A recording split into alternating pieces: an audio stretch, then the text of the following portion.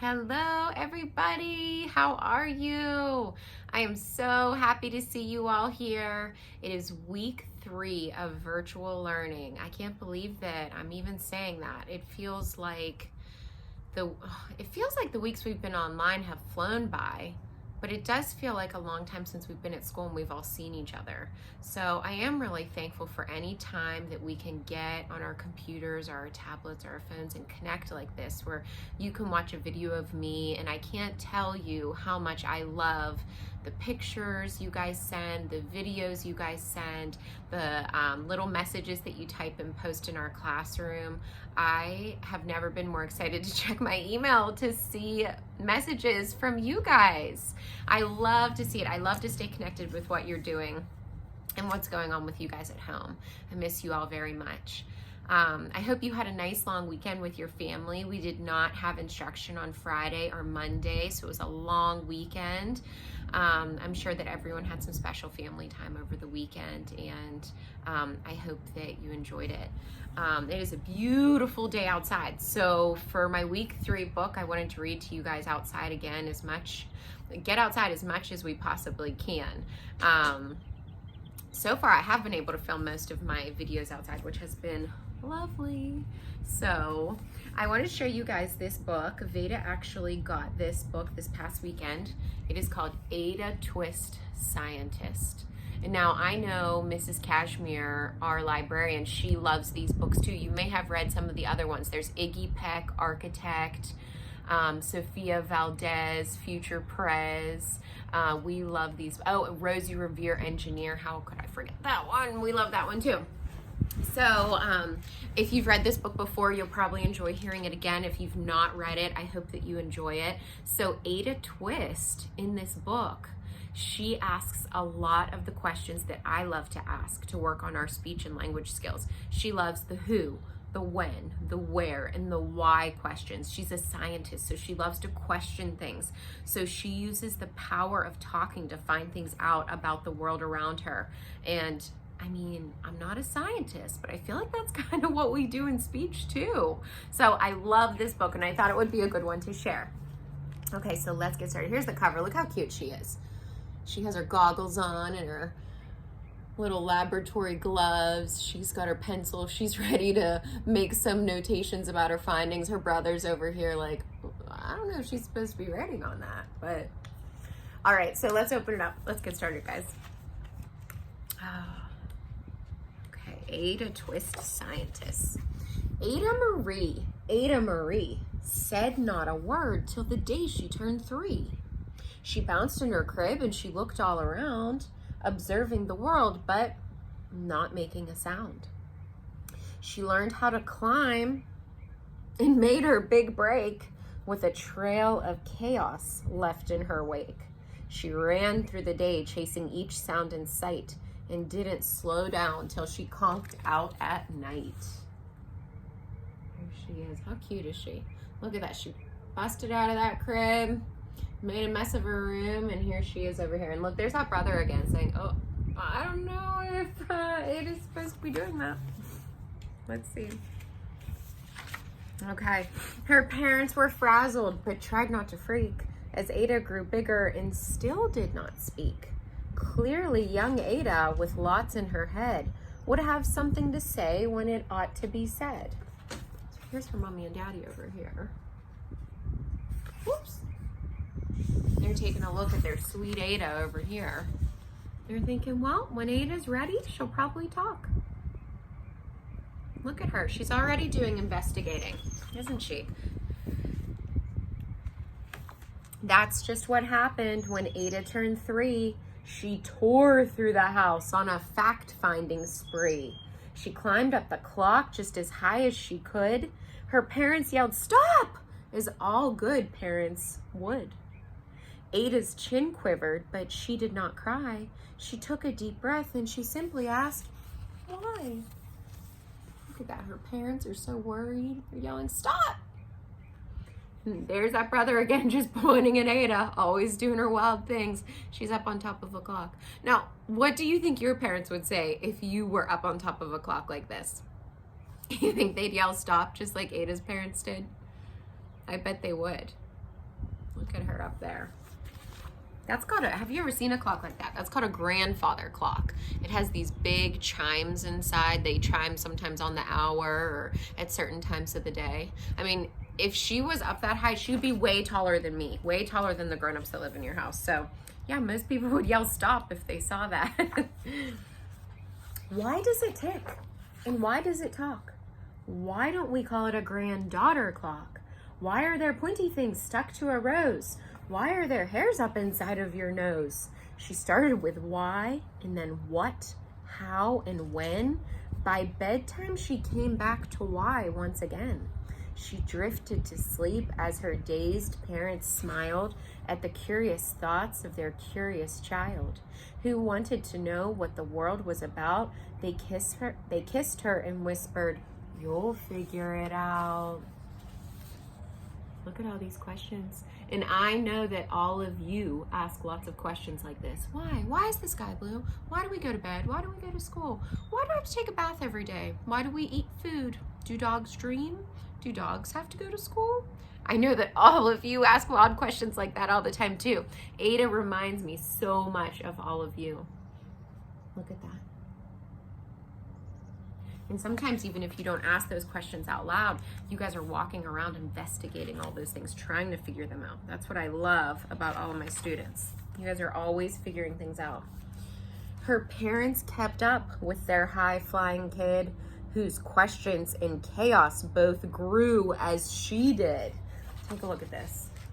All of this, all of these questions she has swirling in the air. She's always asking her parents questions.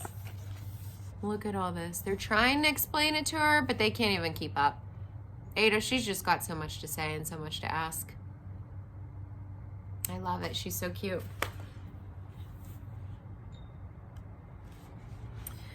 Even Miss Greer found her hands were quite full when young Ada's chaos wreaked havoc at school. But this much was clear about Miss Ada Twist. She had all the traits of a great scientist. It looks like Miss Greer is her teacher, and here are all of her classmates. There you go. Is this what your second grade classroom looks like? Is this what McClellan or Guildhall looks like? Sometimes, huh? Ooh, let's see if I skipped a page. Ada was busy that first day of spring, testing the sounds that make mockingbirds sing, when a horrible stench whacked her right in the nose. A pungent aroma that curled up her toes. "Zowie," said Ada, which got her to thinking, what is the source of that terrible stinking?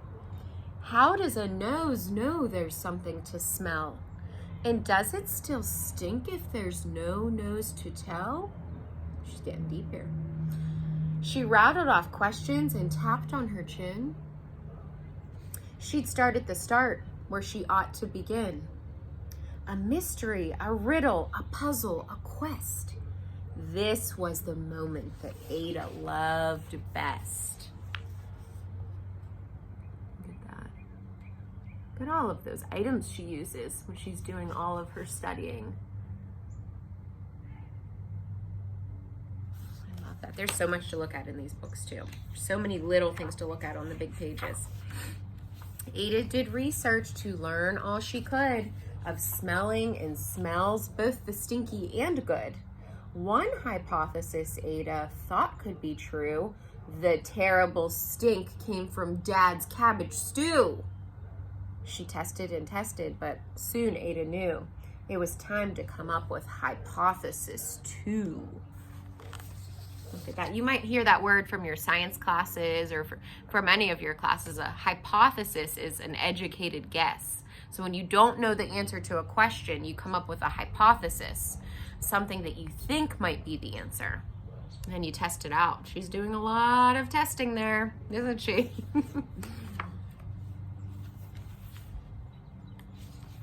Then, zowie, the stink struck again, just like that.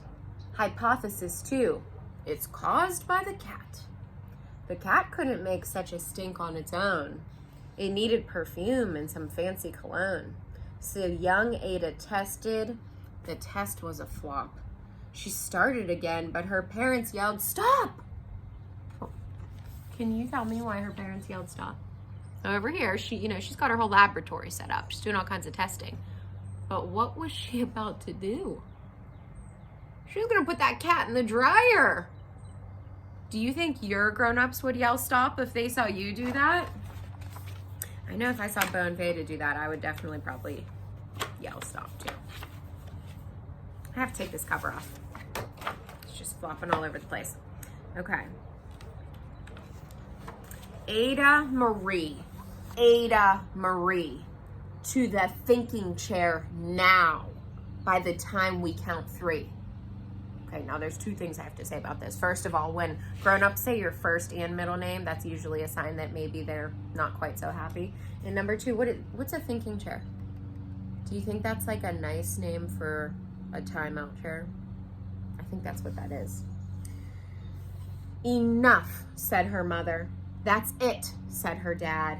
Her parents were frustrated, frazzled, and mad. Why? Ada questioned. Her mother said, no. What? Ada queried. Her father said, go. You've ruined our supper. You've made the cat stink. Enough with your questions. Now sit there and think. She looked at her parents. Her heart turned to goo. Poor Ada Twist didn't know what to do. Yeah, so they're all looking kind of mad over here. The cat's looking a little stressed out, right? Because he almost went in the dryer. Poor Ada, she doesn't understand. Well, she was just trying to conduct her experiment. She doesn't understand why everyone's so upset. She probably doesn't realize she could have hurt her cat. She sat all alone by herself in the hall. And Ada, once more, could say nothing at all. She's feeling sad. Poor little Ada. I know in our house, sometimes when Bo and Veda, they, make a choice that we don't think was a good one, we will have them go in their room or go to a quiet place, go sit in a different area, not because we want to get away from them or not because we think that them having to sit in a different area will teach them something, but because we want them to have some time to think about what happened. We don't want to just tell them what they did wrong. We want to see if maybe if we give them some time, maybe they can kind of figure it out on their own, what they could have done differently. I think that's what Ada's parents are doing here. And so Ada sat, and she sat, and she sat. And she thought about science and Stu and the cat, and how her experiments made such a big mess. Does it have to be so? Is that part of success? Are messes a problem? And while she was thinking, what was the source of that terrible stinking? So she started to think about why she was in the thinking chair. But then you know what happened? Ada Twist, the scientist, her mind started creeping right back to that original question. What was that stink? She couldn't stop thinking about her experiment. Ada Marie did what scientists do. She asked a small question, and then she asked 2. And each of those led her to 3 questions more. And some of those questions resulted in 4. As Ada got thinking, she really dug in. She scribbled her questions and tapped on her chin. She started at why, and then what, how, and when. At the end of the hall, she reached why once again. So she's definitely thinking while she's in that thinking chair. I don't know if she's thinking about what her parents intended, but she's using that chair for thinking, that's for sure. Her parents calmed down and they came back to talk. They looked at the hallway and just had to gawk. No patch of bare paint could be seen on the wall. The thinking chair now was the great thinking hall. They watched their young daughter and sighed as they did. What would they do with this curious kid who wanted to know what the world was about? They smiled and whispered, "We'll figure it out." So what did Ada do? She drew all over the walls. Now I have to tell you, I don't think this is a good solution. Like if Bo and Veda did this in the Torrance house, I wouldn't be loving this, guys. So I don't want this book to give you any ideas, okay? But it's part of a book. So let's keep reading about it. See what happens with Miss Ada. And that's what they did, because that's what you do when your kid has a passion and heart that is true. They remade their world. Now they're all in the act of helping young Ada sort fiction from fact. She asks lots of questions. How could she resist? It's all in the heart of a young scientist. So look, here's her family over here. There they are. They're trying to help Ada out, trying to support her. And here she is in her own little scientist world. Look, she's got all of her laboratory materials. And instead of punishing her for doing all of her question asking and all of her question drafting all over the walls, what did they do? This family came up with a solution. Look, they got her a huge paper scroll to write on. I love that. I wish I had one of those in my house. That's pretty cool, isn't it? Wow. I love that. Okay, let's go to our next page. Let's see how Miss Ada Twist ends up. And as for that smell, what can Ada Twist do but learn all she can with her friends in grade 2? Will they discover the stink that curls toes? Well, that is the question, and someday, who knows? And there's her whole class. Look, she's got them all in on the experiment, trying to figure out what it is.